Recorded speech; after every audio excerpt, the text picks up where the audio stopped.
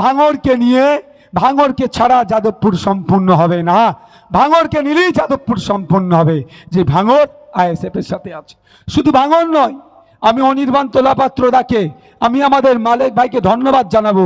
সত্যি আমি জানতাম না এই যাদবপুরের এই মধ্যে ক্যানিং পূর্ব, বারুইপুর পূর্ব, বারুইপুর পশ্চিম, সোনারপুর উত্তর, সোনারপুর দক্ষিণে এত ভালো আমাদের সংগঠন দাঁড়িয়েছে।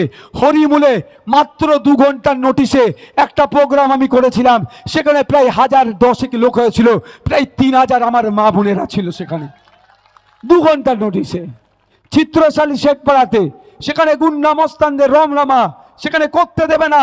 প্রোগ্রাম শুরু 8 ঘন্টায় এসে বলেছিল যে প্রোগ্রাম করবে তার মাথা কেটে নিয়ে হবে। সেখানে যখন গিয়ে পৌঁছেছিলাম তখন রাত প্রায় 9:30 বাজে, প্রায় হাজার হাজার মা বোন বাপ ভাই দাঁড়িয়ে আইএসএফকে গ্রহণ করে নিয়েছিল। ধবধবিতে একইভাবে গতকালকে মল্লিকপুরে যাব, যেখানে যাচ্ছি যাদবপুর লোকসভাতে, মানুষ আমাদেরকে গ্রহণ করে নিচ্ছে। মানুষ বুঝতে পারছে বিকল্প রাজনীতি, যেই রাজনীতিতে মারামারি, হানাহানি, খুনোখুনি, মিথ্যা কেসের কোনো জায়গা থাকবে না, যে মাথা তুলে বাঁচবে যে রাজনীতিতে, মানুষের অধিকার নিয়ে বাঁচবে যে রাজনীতি, সেই জন্য ছায়া তলে আসছে। সেই জন্যই অনেকের অসুবিধা হয়ে যাচ্ছে, তাদের রাজনৈতিক কারবার বন্ধ হয়ে যাবে, বিভিন্নভাবে আমাদেরকে দেখে দেওয়ার চেষ্টা করছে। মমতা ব্যানার্জি বলছে হান করেঙ্গা তান করেঙ্গা, হান করেঙ্গা তান করেঙ্গা।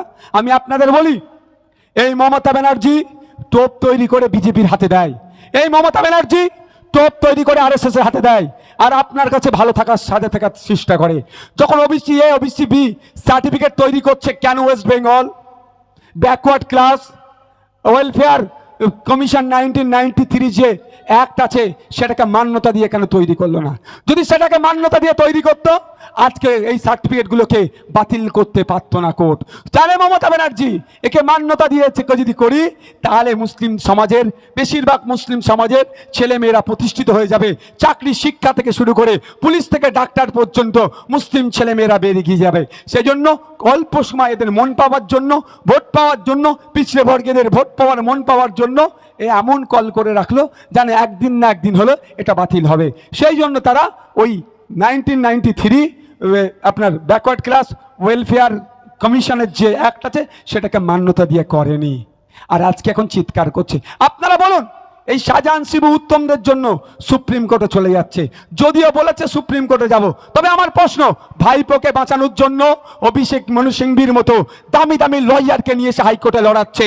ভাইপোকে বাঁচানোর জন্য, চাকরি চোরেদেরকে বাঁচানোর জন্য কোটি কোটি টাকা খরচ করে দিল্লি থেকে উকিলকে উড়িয়ে নিয়ে এসে কলকাতা হাইকোর্টে লড়াই করছে, যেখানে মুসলমানদের সমস্যা 97% মুসলমানদের সমস্যা, যেখানে দলিতদের সমস্যা, পিছিয়ে বর্গের হিন্দুর সমস্যা, এই সমাধানের জন্য কেন দিল্লি থেকে নামি দামি উকিলকে নিয়ে এসে লড়াই করলো না মমতা ব্যানার্জি?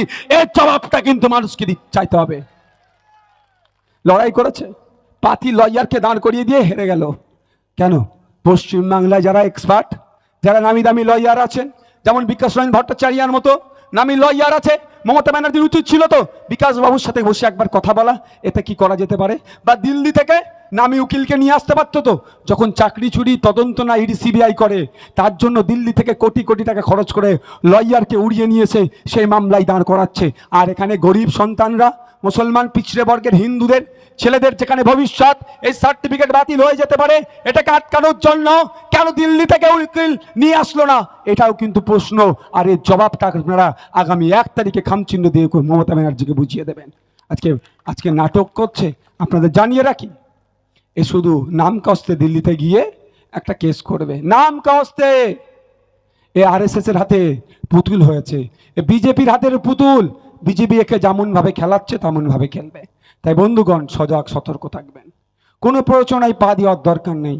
আমার আগে আমার গায়েনদা বললেন কি, রাতে একা বেরোবেন না, ওরা কেউ ডাকলে আমি বলে দিই আপনাকেও। মানে ব্যাপারটা হচ্ছে, আমাদের দলের কর্মীদেরকে তৃণমূল লোকের ডাকার সাহস নাই, শুধু পুলিশকে দিয়ে ভয় দেখায়, শুধু পুলিশকে দিয়ে ভয় দেখানোর চেষ্টা করছে। তবে আমি আইনের লোককে এনে দাঁড় করিয়ে দিয়েছি, ঠিক জোকের মুখে নুন কি অন করে দিতে হয়। আমি তো আইন খুব একটা বুঝি না, আইনের বিশেষজ্ঞকে দিয়ে দিয়েছি এখানে। আমরা রাতের অন্ধকারে কাউকে ভয়ও দেখাই না, কেউ আমাদেরকে ওই রকমভাবে ভয় দেখা যাচ্ছে না। ওরা নিজেরাই বোমা ফাটিয়ে আমাদের ছেলেদের নামে মিথ্যা কেস দেয়, এইটুকুই। কিন্তু লড়াই আমরা লড়াই যাচ্ছি, কত কেস খাওয়াবে, কত কেস খাওয়াবে, কত হুমকি দেবে, কিছু কাজ হবে? কিছু কাজ হবে? আমার তো মনে হয় কিছু কাজ হবে না। প্রচুর চেষ্টা করছে, অনেক লোক দেখাচ্ছে। আমাদের পঞ্চায়েত সমিতির মেম্বার, জেলা পরিষদের মেম্বার, পঞ্চায়েতের মেম্বার, ওরা নিতে চাইছে। একটাকে তো ভুল বুঝিয়ে নিয়েছিল, আবার সে ফিরে এসেছে। তো ব্যাপারটা হচ্ছে, একটা কথা আমি বুঝি, একটা কথা বলি আমি, আপনারা আমাকে ভরসা করে ভোটটা দিয়ে আপনাদের ভরসা আমি রেখেছি না ভেঙেছি, আপনি একটু বলুন তো। হ্যাঁ, আমি এখান থেকে বলছি, আমার কাছ থেকে মিনিস্ট্রি অফার ছিল, আপনারা জানেন, টাকা পয়সা থেকে শুরু করে সব অফার ছিল, কিন্তু আমি সবটাই কি করেছি, দূরে সরিয়ে দিয়েছি। কারণ আপনারা যে ভালোবাসা আস্থা আমার উপরে রেখেছেন, এটাই আমার কাছে বড় পাওনা। এই আপনাদের ভালোবাসায় আমি বারবার পরাজিত হই, আগামী দিনেও পরাজিত হব। ঠিক একইভাবে বলবো, যে ভরসা করে আমাকে ভোট দিয়ে আইনসভার মধ্যে পাঠিয়েছেন, একা হলেও সারা রাজ্যের মানুষের হয়ে যেভাবে বলতে সাহস পাচ্ছি, ক্ষমতা পাচ্ছি, এই ভাঙড়ি আগামী দিনে দেশকে পথ দেখাবে। আপনাদের কাছে অনুরোধ করব, 1 তারিখে আপনাদের মূল্যবান ভোটটা খামচিহ্ন দিয়ে পার্লামেন্টে পাঠান। 543-এর মধ্যে একটাই যথেষ্ট। একদিকে যেমন আমি 294টার মধ্যে 293টার সাথে বুঝে নিচ্ছি, পার্লামেন্টে গিয়ে 543-এর মধ্যে 542কে একাই বুঝে নেবে, যদি আপনারা আমাদের সাথ দেন। হবে তো নাকি ভাই? হবে তো? হবে তো? ভোটের দিনে মাথা ঠান্ডা করে ভোট করাবেন, কোনো কারো প্ররোচনায় পা দেবেন না। তবে তার আগে একটা বলে দিই, ভোটের আগের দিনে ও খুব লাপালাপি করবে তৃণমূলের উন্নয়ন বাহিনী। ভোটের আগের দিনে খুব লাপালাপি করবে, ওদের লাপালাপিতে ভয় পাবেন না। সকাল সকাল যাবেন, এজেন্ট হয়ে বুথে বসবেন, আর বাকি যারা রিলিভার থাকবেন, যারা ভোট দিতে যাবেন, যদি কোনো জায়গায় আটকায়, আমাদের নেতৃত্বদের সাথে যোগাযোগ করবেন। আমাদের নেতৃত্বরা পুলিশ অবজারভারের সাথে সরাসরি যোগাযোগ করবে এবং আপনাদেরকে ঐক্যবদ্ধ হয়ে ভোট দান করতে নিয়ে যাবে। ভোট কেন্দ্রে যাবেন এবং ভোট দিয়ে ফিরে আসবেন। আর 4 তারিখে বেটাদের কি হবে? বিদায় হবে। আজকে আমি ইতিপূর্বে একটা কথা বলেছিলাম, মিডিয়াতে বলেছিলাম, কি বলছে, মমতা ব্যানার্জি নাকি ভাঙড়ে শান্তি চাই। ওই মমতা ব্যানার্জি ভাঙড়ে শান্তি চাই মানে শওকত মোল্লা নটোরিয়াস ক্রিমিনালটাকে ভাঙড়ের দায়িত্ব দিয়ে আর ভাঙড়ে শান্তি ফিরবে? যে তুই বোম্বা দিস তাকে দিয়ে ভাঙড়ে শান্তি ফিরে, ওটা মনে হয় ওদের কানে পৌঁছেছে। ওই জন্য নাকি আবার ভাঙড়ে অবজারভার চেঞ্জ হয়েছে। এখন কি ভাঙড়ে অবজারভার? ওরে বাবা, ওরে বাবা।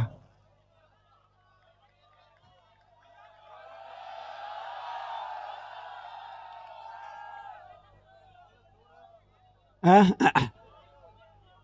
ভালো তো, আমাদের কি কোনো অসুবিধা হবে? ভাঙড়ের মানুষের অসুবিধা হবে? আমাকে প্রশ্ন করেছিল যখন ভাঙড়ে থানা বাড়াবে বলছিল, ভেবেছিল আমাদেরকে জব্দ করে ফেলবে। তো আমাকে প্রশ্ন করেছিল ভাঙড়ে থানা বাড়ছে কি বলছেন। আমি বলেছিলাম ভাঙড়ের গ্রামে গ্রামে নয়, পাড়াই পাড়াই থানা করে দিলে আইএসএফ শান্তিতে থাকবে। পাড়াই পাড়াই থানা করে দিক না। দুঃখের বিষয়, আজকে শুধুমাত্র পুলিশকে দিয়ে ভাঙড়ে দলটা চলছে।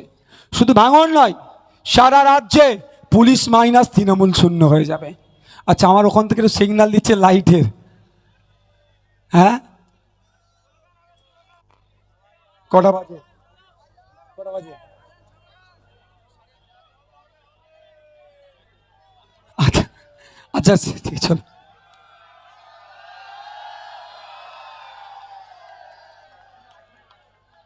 আচ্ছা, আস্তে আস্তে সবাই এটা ফ্ল্যাশটা অন করুন, তারপরে স্লোগানটা হবে। ফ্ল্যাশটা অন করুন, সবাই অন করুন। কিছু বাকি আছে, আর কিছু বাকি আছে। হয়েছে? হয়েছে? আলমগীর, স্লোগানটা তো আমার গলায় ব্যথা লেগে গেছে।